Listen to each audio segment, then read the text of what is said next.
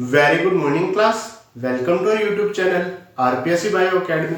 देखिए, हम जो यूनिट डिस्कस कर रहे थे वो कर रहे थे सेल, यूनिट ऑफ लाइफ, जिसके अंतर्गत हम सेल ऑर्गेनेलिस के बारे में डिस्कशन कर रहे थे। हमारा जो बात चल रही थी वो चली थी लाइसोसोम के ऊपर। अब लाइसोसोम में आगे चलते हैं। Types of lysosome. Types of lysosome के बारे में बात करते हैं। लाइसोसोम के प्रकार के बारे में बात करते हैं। इसमें पहला प्रकार है प्राइमरी लाइसोसोम।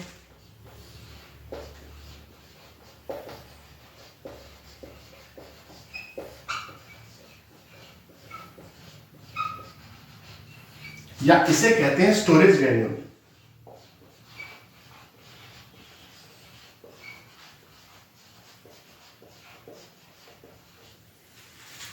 प्राइमरी लाइसोसोम या स्टोरेज ग्रैन्यूल्स इसे कहा जाता है। देखिए, सबसे पहले बात करते हैं एंडोप्लाज्मिक रेटिकुलम की।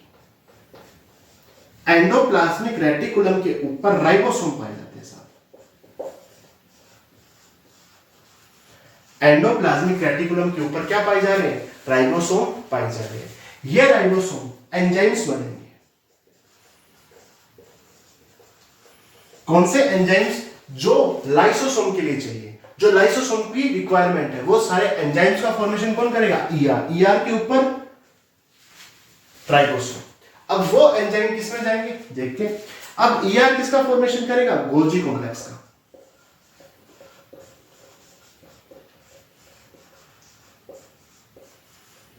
एंडोप्लाज्मिक रेटिकुलम ने क्या बना दिया? Golgi complex. वो सभी एंजाइम्स किसमें आ गए साहब? गोल्जी कॉम्प्लेक्स में। गोल्जी कॉम्प्लेक्स की ट्रांस फेज से दो फेज थी, एक तो सिस, एक ट्रांस, एक फॉर्मिंग, एक मैच्योरिंग फेज। तो ट्रांस फेज से वेसिकल के रूप में, या यूं कहूं तो इसके चारों तरफ एक मेम्ब्रेन बन जाएगी। ठीक है, ट्रांस फेज से इसके चारों तरफ एक मेम्ब्रेन बन जाएगी और बडिंग के द्वारा वो यहां से बाहर आ जाएगी। बडिंग के द्वारा वो यहां से बाहर आ जाएंगे। होगा क्या? ये है मेम्ब्रेन, और इस मेम्ब्रेन में हाइड्रोलाइटिक एंजाइम्स पाए जाएंगे। इसे क्या बोलोगे? Primary lysosome.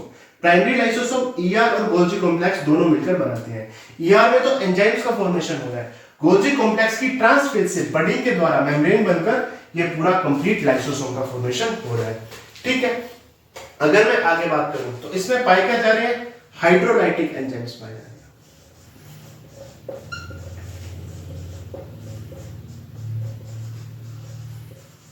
इन एंजाइम्स को एक नाम और दिया था, हाइड्रोलाइजेज। हाइड्रोलेजेस या हाइड्रोलाइजेस। ठीक है, और ये किस अवस्था में होंगे? इनएक्टिव। तो जो नया लाइसोसोम बना है ना, जो न्यू लाइसोसोम का फॉर्मेशन हुआ है, वो प्राइमरी लाइसोसोम है या स्टोरेज ग्रैन्यूल है। इसके अंतर्गत एक मेम्ब्रेन होगी। मेम्ब्रेन में क्या पाए जाएंगे? सभी एंजाइम्स पाए जाएंगे। हाइड्रोलाइटिक एंजाइम या हाइड्रोलाइजेस एंजाइम इनएक्टिव अवस्था में पाए जाएंगे। अब बात करते हैं सेकेंडरी लाइसोसोम की।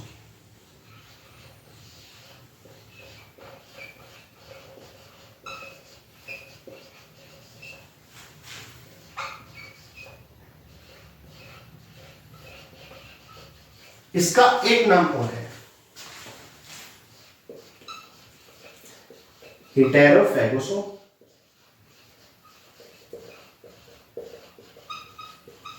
या इसका एक नाम और है, इसे बोलते हैं सेकेंडरी लाइसोसोम, हेटेरोफैगोसोम या डाइजेस्टिव वैक्यूल्स।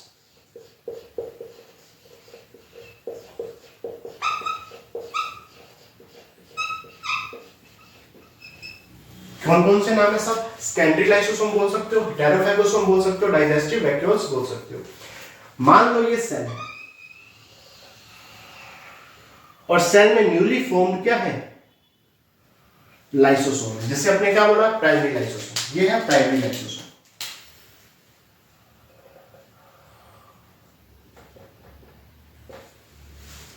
जब मैंने सेल मेम्ब्रेन पढ़ाया था तो मैंने एंडोसाइटोसिस और एक्सोसाइटोसिस के बारे में बताया था। एंडोसाइटोसिस के बारे में बताया था कि यहाँ पर दो प्रकार से एंडोसाइटोसिस हो सकते हैं, पिनोसाइटोसिस और फैगोसाइटोसिस। यदि कोई लिक्विड मटेरियल इस सेल के अंदर आ रहा है तो उसे वो क्या बोला था, पिनोसाइटोसिस। और यदि कोई सॉलिड मटेरियल इस सेल के अंदर आ रहा है तो उसे क्या बोला था, फैगोसाइटोसिस। मान लो ये सॉलिड मटेरियल है और वो इस सेल के अंतर्गत आ रहा है या सेल के अंदर आ रहा है, इसे क्या बोलेंगे, फैगोसोम। क्या बोलोगे, फैगोसोम बोलोगे। और हो क्या रहा है, फैगोसाइटोसिस हो रहा है, एंडोसाइटोसिस का एक प्रकार है। पिनोसोम भी हो सकता है लेकिन हमने क्या लिया, फैगोसोम लिया। अब ये सेल के अंदर आएगा, ये हमारी सेल, ये है प्राइमरी लाइसोसोम,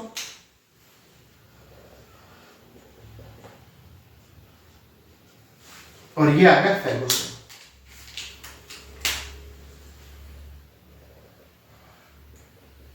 जिसमें सॉलिड मटेरियल, ठीक है। ये क्या है, फैगोसोम। प्राइमरी लाइसोसोम में हाइड्रोलाइटिक एंजाइम्स पाए जा रहे हैं जो कि इसका डाइजेशन कर देंगे। क्या कर देंगे साहब, डाइजेशन, पाचन कर देंगे, इसका डाइजेशन कर दिया जाएगा। और दोनों के फ्यूजन से, प्राइमरी लाइसोसोम और फैगोसोम के फ्यूजन से क्या बनेगा, सेकेंडरी लाइसोसोम।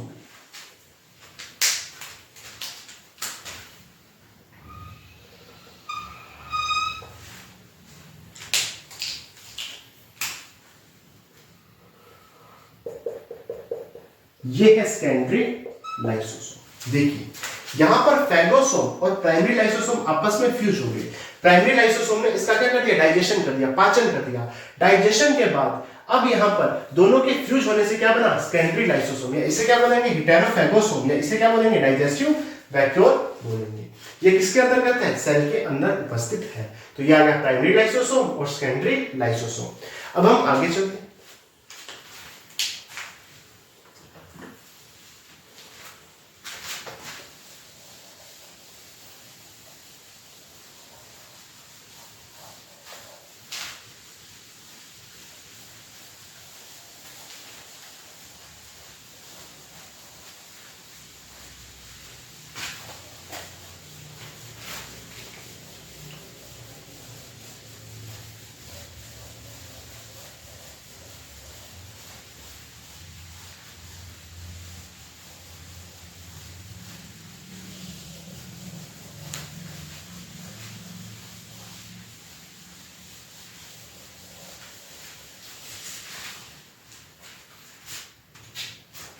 देखिए अब बात करते हैं नंबर 3 की।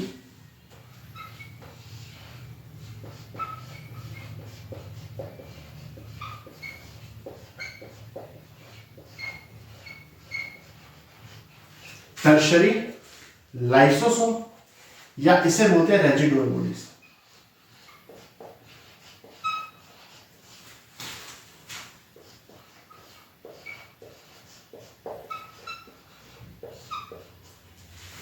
आओ इसके बारे में बात करते हैं। देखिए जैसे ये सेल है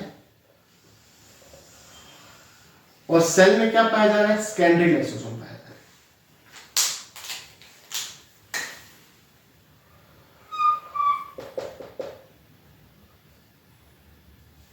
है। ये है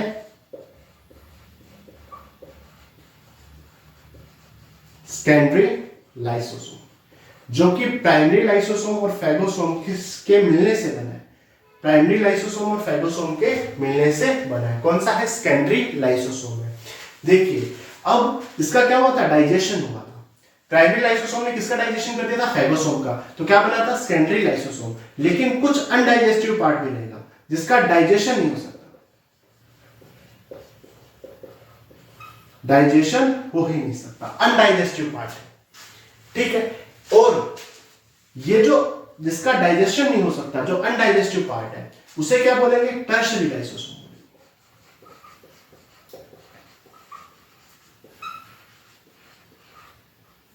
कौन सा उस लाइसोसोम बोलेंगे, टर्शरी लाइसोसोम बोलेंगे या रेजिडुअल बॉडीज बोलेंगे। अब ये टर्शरी लाइसोसोम या तो एक्सोसाइटोसिस के द्वारा सेल से बाहर निकाल दिए जाएंगे, या ये कई समय तक, लंबे समय तक सेल के अंदर ही पड़े रहेंगे। या तो एक्सोसाइटोसिस के द्वारा इन्हें सेल से बाहर निकाल दिया जाएगा, या ये बहुत लंबे समय तक सेल में ही पड़े रहेंगे। इन्हें क्या बोलेंगे? टर्शियरी लाइसोसोम, रेजिडुअल बॉडीज, या टीलोलाइसोसोम भी कहते हैं।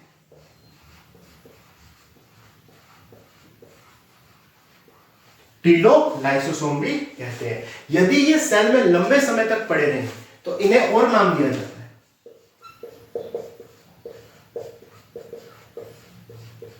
लिपोफ्यूसिन या लाइपोफ्यूसिन बोलते हैं।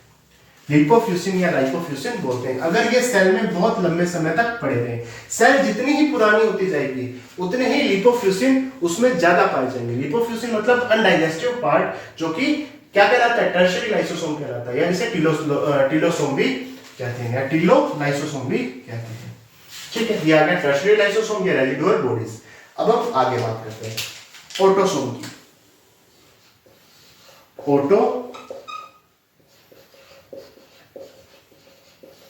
फैगोसोम की, या इसे कहते हैं साइटोलाइसोसोम।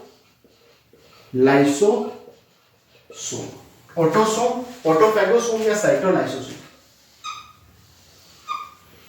इसके बारे में बात करते हैं। ऑटोफैगोसोम या साइटोलाइसोसोम, जैसे ये सेल है, इस सेल में ये पाया जा रहा है प्राइमरी लाइसोसोम।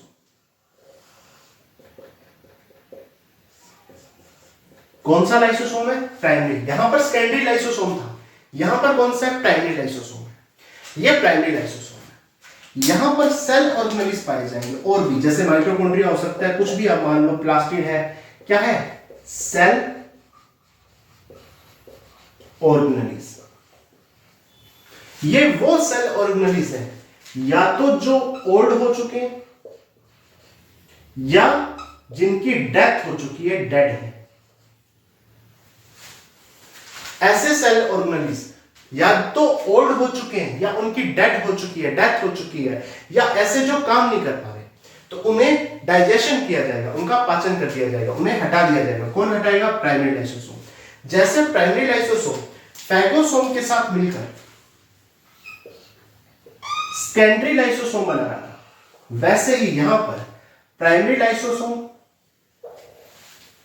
यह है प्राइमरी लाइसोसोम, सेल ऑर्गेनेल्स के साथ मिल जाएगा। ये कोई सेल ऑर्गेनेल्स आ गई जो डेड है, या कैसी है? जो काम नहीं कर रही है, जो ओल्ड है, इसके साथ मिलकर क्या बनाएगा? ऑटोफैगोसोम। ये इसका डाइजेशन कर देगा, और इससे क्या बनेगा? डाइजेशन के बाद ऑटोफैगोसोम बनेगा, या आप उससे क्या बोल सकते हो? साइटोलाइसोसोम बोल सकते हो। ये आ गया ऑटोफैगोसोम या साइटोलाइसोसोम। इसे क्या बोलते हैं? ऑटोफैगोसोम या साइटोलाइसोसोम। जहां पर सेल ऑर्गेनेल्स, सेल अपने ही सेल ऑर्गेनेल्स को यहां पर डाइजेशन करवाती है। ठीक है, तो ये आ गए टाइप्स ऑफ लाइसोसोम। अब आगे बात करते हैं।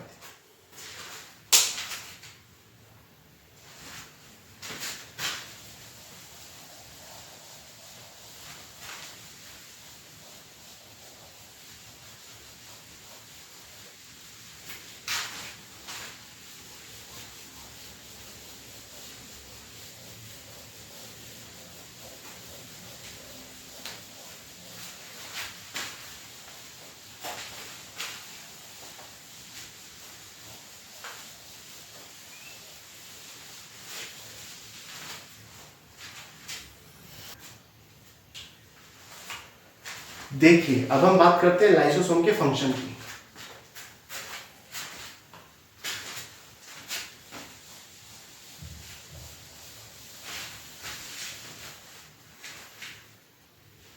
देखिए, अब हम देखते हैं लाइसोसोम के फंक्शंस। लाइसोसोम के फंक्शंस की बात की जाए, पहला आएगा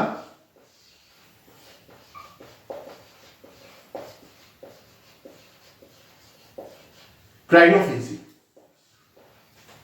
क्राइनोफेजी क्राइनोफेजी कहां पर काम करती है साहब? तो एंडोक्राइन ग्लैंड्स पर।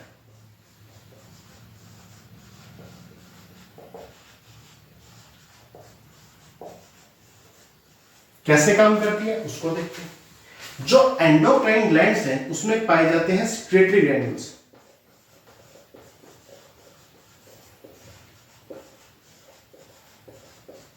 क्या पाए जा रहे हैं सब? सिक्रेटरी ग्रैन्यूल्स पाए जा रहे हैं। कहां पर पाए जा रहे हैं? एंडोक्राइन ग्लैंड्स में।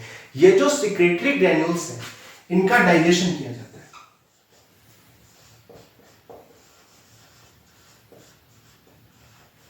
क्या किया जा रहा है साहब? इनका डाइजेशन किया जा रहा है। किनके द्वारा? लाइसोसोम के द्वारा। लाइसोसोम के द्वारा। जो सिक्रेटरी ग्रैन्यूल्स है उनका डाइजेशन किया जाता है किसके द्वारा? लाइसोसोम के द्वारा। और यहां से हॉर्मोन्स को बाहर निकाला जाता है। हॉर्मोन्स को बाहर निकाला जाता है जैसे थायरोग्लोबुलिन का डाइजेशन करके लाइसोसोम के द्वारा, थायरोग्लोबुलिन का डाइजेशन करके लाइसोसोम के द्वारा थायरोक्सिन हार्मोन को बाहर निकाला। थायरोग्लोबुलिन का डाइजेशन करके लाइसोसोम द्वारा थायरोक्सिन हार्मोन को बाहर निकाला जाता है। इसे क्या बोलते हैं? क्राइनोफेजी बोलते हैं। अब नंबर 2 पे बात करूं।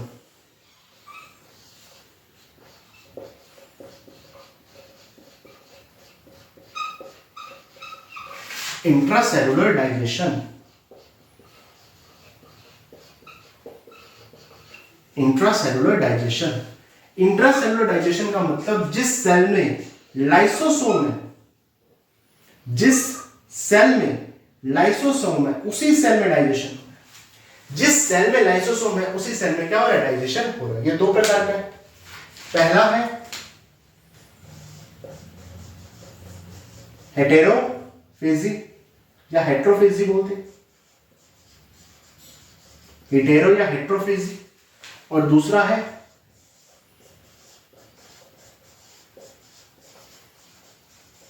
ऑटोफेजी।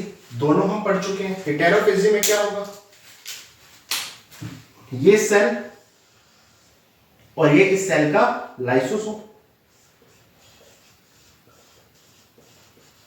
और बाहर से कोई फैगोसोम आएगा।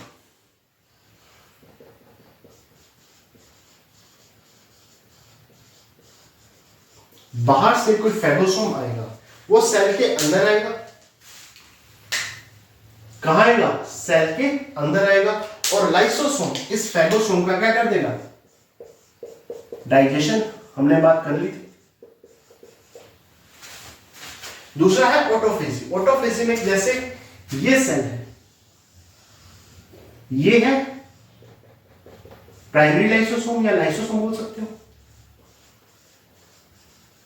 और इस सेल के जो दूसरे सेल ऑर्गेनेलिज है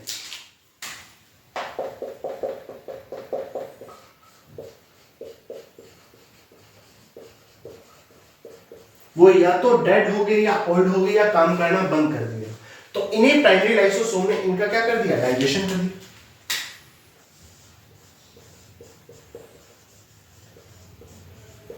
तो इसे क्या बोला आपने?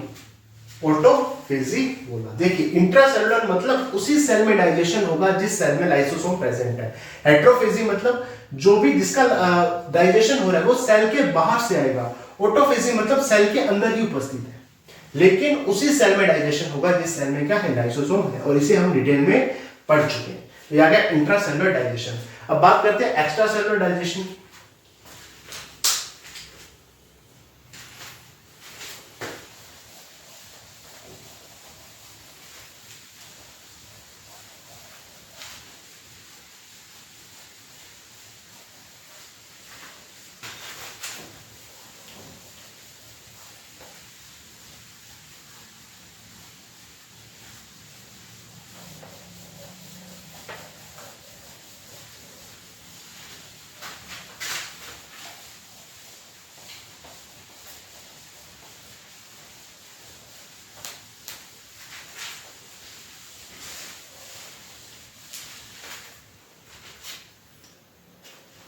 ठीक है, अब मैं नंबर 3 की बात करूं,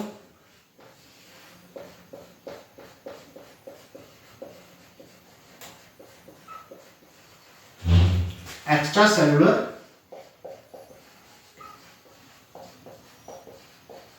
डाइजेशन। एक्स्ट्रा सेलुलर डाइजेशन में क्या होगा, देखिए ये होता है ओस्टियोक्लास्ट सेल में,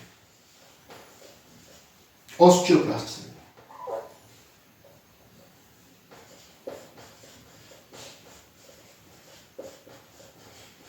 ओस्टियोक्लास्ट सेल के लाइसोसोम बोन पर काम करते हैं। यहां पर एक सेल के लाइसोसोम दूसरी सेल पर काम कर रहे हैं, इसलिए कैसा है, एक्स्ट्रा सेलुलर डाइजेशन। एक सेल के लाइसोसोम दूसरी सेल के ऊपर काम कर रहे हैं। ओस्टियोक्लास्ट सेल के लाइसोसोम किस पे काम करते हैं साहब, बोन के ऊपर काम करते हैं और अनवांटेड पार्ट ऑफ बोन को डिसॉल्व कर देते हैं।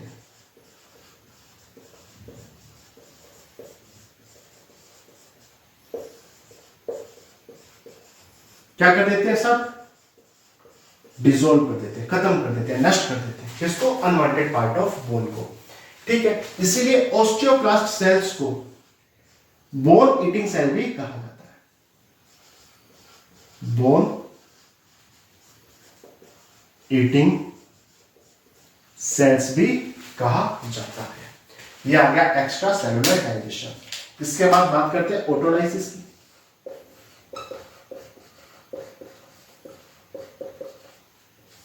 ऑटोलाइसिस में क्या होता है, देखिए जैसे ये सेल है और ये सेल में उपस्थित लाइसोसोम है, ठीक, ये लाइसोसोम है। अगर लाइसोसोम को ऐसा लगता है कि ये सेल कुछ अनवांटेड कर रही है या न्यूक्लियस के कंट्रोल में नहीं है, या न्यूक्लियस ही कई बार ये मैसेज दे देता है किसको, लाइसोसोम को, तो लाइसोसोम में इतनी पावर है कि कंप्लीट सेल को डिसॉल्व कर देगा, कंप्लीट सेल को ही नष्ट कर देगा। कैसे करेगा, ये खुद ब्रस्ट हो जाएगा, फट जाएगा, खुद क्या हो जाएगा, ब्रस्ट यानी खुद फट जाएगा। फटने से जो हाइड्रोलाइटिक एंजाइम्स है वो पूरी सेल में फैल जाएंगे और कंप्लीट सेल को क्या कर देंगे, डिसॉल्व कर देंगे। तो लाइसोसोम को सुसाइडल बैग भी कहते हैं, फटकर पूरी कंप्लीट सेल को नष्ट कर देगा। एक तो खुद फट गया, खुद ब्रस्ट हो गया, खुद क्या हो गया, ब्लास्ट हो गया, खुद ब्रस्ट हो गया, खुद फट गया और ऊपर से पूरी सेल को ही खत्म कर दिया। तो इसे क्या कहते हैं, सुसाइडल बैग कहते हैं। किसको कहते हैं, लाइसोसोम को। इसे कहते हैं ऑटोलाइसिस, कंप्लीट सेल को डिसॉल्व कर सकता है। अब नंबर 5 पे अगर मैं बात करूं, अनवांटेड ऑर्गन को डाइजेस्ट करना। देखिए लाइसोसोम में बहुत सारे एंजाइम्स पाए जा रहे थे जिन्हें हाइड्रोलाइटिक एंजाइम्स बोला था। उनमें एक एंजाइम है कैथेप्सिन। ये कैथेप्सिन एंजाइम किस पे काम करेगा, टैडपोल लार्वा पे, टैडपोल।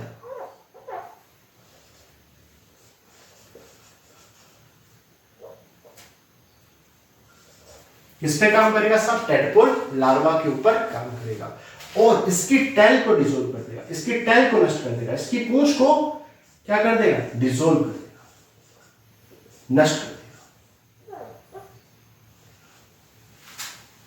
ठीक है, तो अनवांटेड ऑर्गन को डाइजेस्ट करना, तो ये किसके फंक्शन आ गए, सारे लाइसोसोम के फंक्शन आ गए।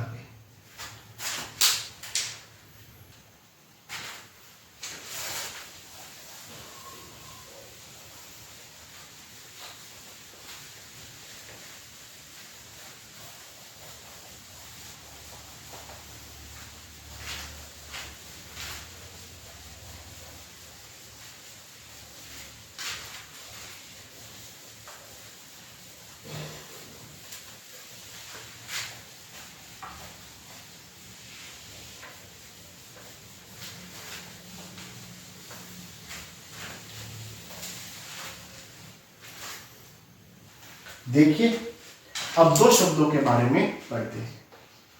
पहला है मेम्ब्रेन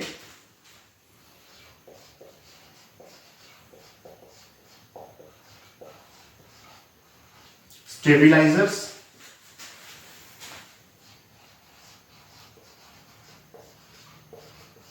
मेम्ब्रेन,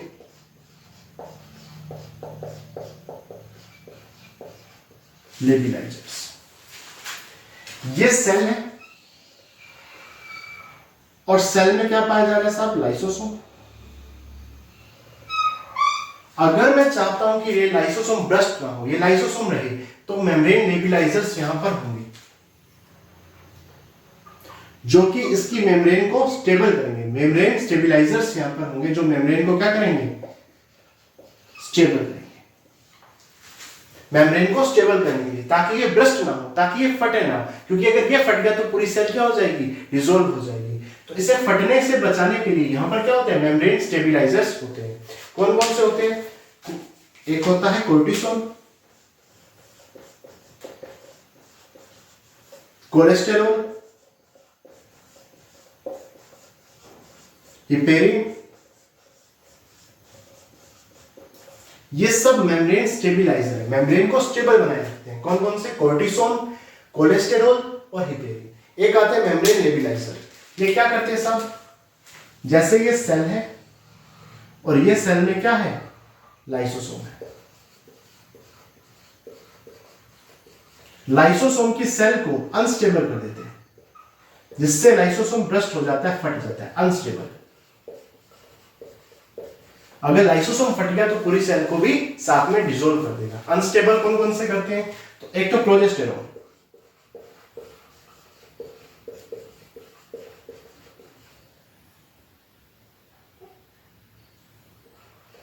टेस्टोस्टेरोन,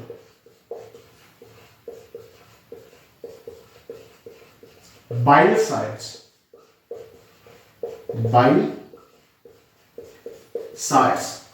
ठीक है, यूवी रेज, एक्स रेज। ये तो मेम्ब्रेन को स्टेबल बना रहे हैं ताकि ये फटे ना, कोर्टिसोन, कोलेस्टेरोल, हिपेरिन, और ये मेम्ब्रेन को अनस्टेबल कर रहे हैं ताकि ये जल्दी से फट जाए। Progesterone, testosterone, bile sites, UV rays और एक्स रेज। ये एक आते हैं मेम्ब्रेन स्टेबिलाईजर, एक आते हैं मेम्ब्रेन लेबिलाइजर्स। अब आगे चलते हैं।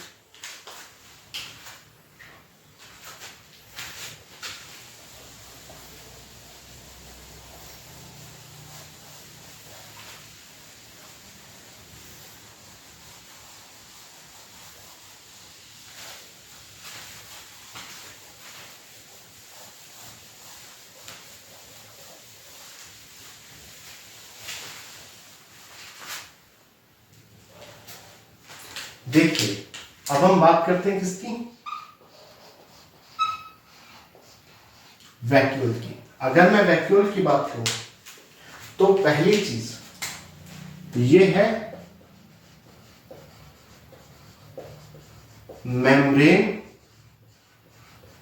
बाउंड स्पेस है। एक ऐसा स्पेस है जिसके चारों तरफ एक मेम्ब्रेन पाई जा रही है, मेम्ब्रेन बाउंड स्पेस है।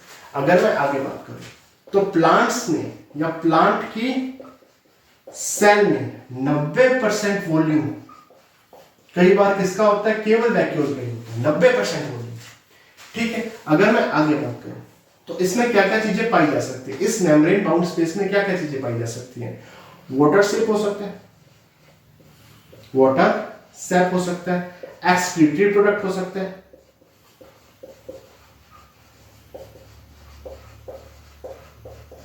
कुछ अदर मटेरियल हो सकता है,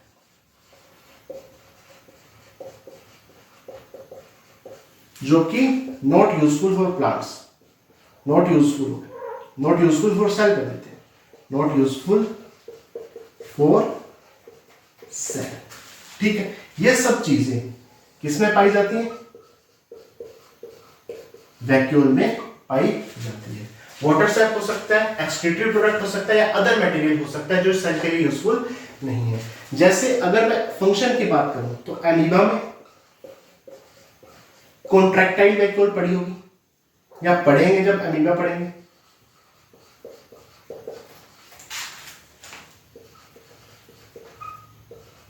जो कि फ्रेश वाटर को बाहर निकालने का काम करती है या एक्सक्रीशन का काम करती है, फ्रेश वाटर को बाहर निकालती है। एक्सक्रीटरी प्रोडक्ट को बाहर निकालती है। उसके लिए फ्रेश वाटर ही एक एक्सक्रीटरी प्रोडक्ट है जो कि बहुत ज्यादा मात्रा में आ गया है, तो फ्रेश वाटर को बाहर निकालने का काम करती है। क्या प्रोटिस्टा की बात की जाए, उसमें फूड वैक्यूल पाई जाती है। प्रोटिस्टा में क्या पाई जाती है, फूड वैक्यूल पाई जाती है। ये मेम्ब्रेन बाउंड स्पेस है। प्लांट सेल में 90% वॉल्यूम कवर करता है। इसमें वाटर स्टेप हो सकता है, एक्सक्रीटरी प्रोडक्ट हो सकता है या अदर मटेरियल जो प्लांट के लिए यूजफुल या सेल के लिए यूजफुल नहीं है, इसमें वैक्यूल में पाई जाती है। अमीबा में तो कॉन्ट्रैक्टाइल वैक्यूल पाई जाती है जो फ्रेश वाटर को बाहर निकालने का काम करती है। प्रोटिस्टा में फूड वैक्यूल पाई जाती है और इसकी मेम्ब्रेन टोनोप्लास्ट कहलाती है। मेम्ब्रेन क्या कहलाती है साहब, टोनोप्लास्ट कहलाती है। ठीक है, अब आगे चलते।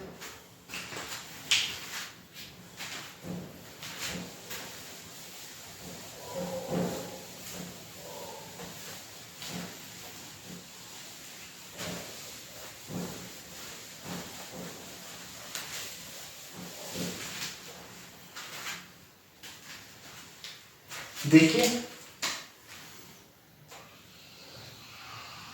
ये सेल है और ये इस सेल के अंदर आई वैक्यूल है।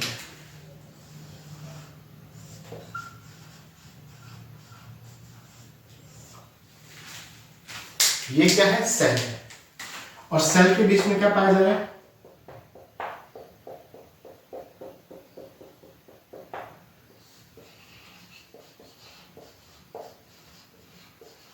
साइटोप्लाज्म पाया जाता है। वैक्यूल की जो मेम्ब्रेन है वो क्या कहलाती है, टोनोप्लास्ट। टोनोप्लास्ट आपको ये फैसिलिटी दे रही है कि कोई आयन, मॉलिक्यूल या अदर मटेरियल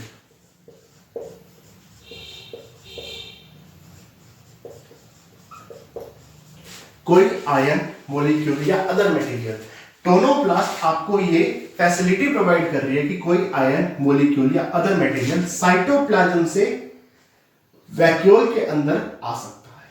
साइटोप्लाज्म से वैक्यूल के अंदर आ सकता है। ठीक है, कॉन्सेंट्रेशन ग्रेडियंट के अगेंस्ट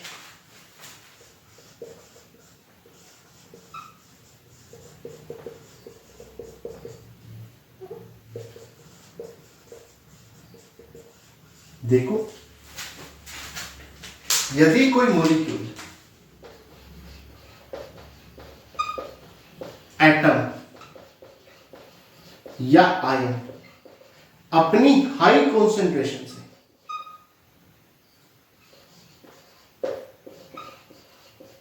लो कॉन्सेंट्रेशन की तरफ मूवमेंट करता है तो इसे कहते हैं डिफ्यूजन। यदि कोई मॉलिक्यूल, एटम या आयन हाई कॉन्सेंट्रेशन से लो कॉन्सेंट्रेशन की तरफ मूवमेंट करता है, इसे क्या कहते हैं, डिफ्यूजन कहते हैं। और डिफ्यूजन में क्या होता है साहब, कॉन्सेंट्रेशन ग्रेडियंट के अनुसार होता है। कॉन्सेंट्रेशन ग्रेडियंट के अनुसार मतलब हाई कॉन्सेंट्रेशन से लो कॉन्सेंट्रेशन की तरफ। लेकिन यहां पर कॉन्सेंट्रेशन ग्रेडियंट के अगेंस्ट हो सकता है, मतलब लो कॉन्सेंट्रेशन से हाई कॉन्सेंट्रेशन की तरफ भी हो सकता है,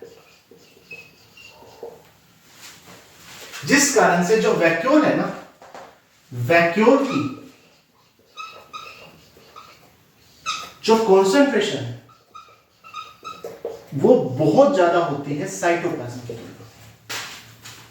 साइटोप्लाज्म में इतनी कॉन्सेंट्रेशन नहीं पाई जाती जितनी वैक्यूल में पाई जाती है। क्यों? क्योंकि यहां पर लो कॉन्सेंट्रेशन से हाई कॉन्सेंट्रेशन की तरफ भी मूवमेंट हो जाता है, जिस कारण से मटेरियल वैक्यूल में बहुत ज्यादा पाई जाती है। मटेरियल वैक्यूल में बहुत ज्यादा पाए जाते हैं क्योंकि टोनोप्लास्ट आपको ये सुविधा प्रदान कर रहा है कि कोई आयन, मॉलिक्यूल या अदर मटेरियल साइटोप्लाज्म से वैक्यूल की तरफ मूवमेंट कर सकता है कॉन्सेंट्रेशन ग्रेडियंट के अगेंस्ट, यानी लो कॉन्सेंट्रेशन से भी हाई कॉन्सेंट्रेशन की तरफ मूवमेंट कर सकता है, जिस कारण से वैक्यूल की जो कॉन्सेंट्रेशन होती है वो साइटोप्लाज्म की कॉन्सेंट्रेशन से बहुत ज्यादा पाई जाती है।